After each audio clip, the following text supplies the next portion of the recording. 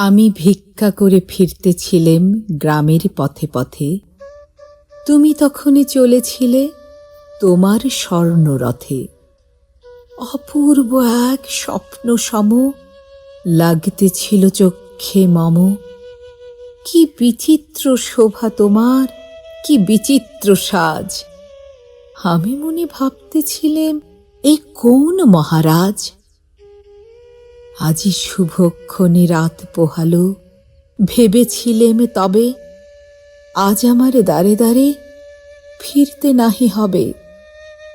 বাহির হতে নাহি হতে কাহার দেখা পেলেম পথে।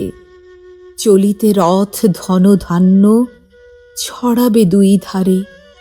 মুঠা মুঠা কুড়িয়ে নেব, নেব ভারে ভারে। দেখি সহসা রথ থেমে গেল আমার কাছে এসে। আমার মুখপানে চেয়ে নামলে তুমি হেসে।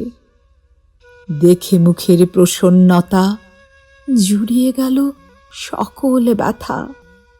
হেন কালে কিসের লাগি তুমি অকস্মাৎ আমায় কিছু দাও গো বলে বাড়িয়ে দিলে হাত।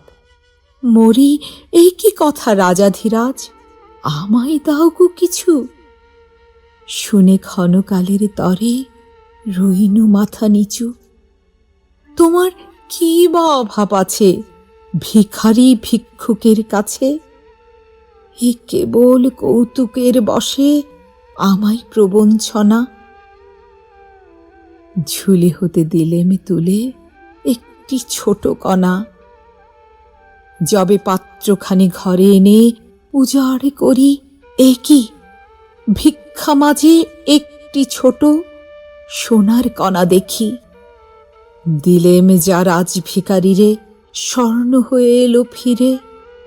তখন কাঁদে চোখের জলে দুটি নয়ন ভরে।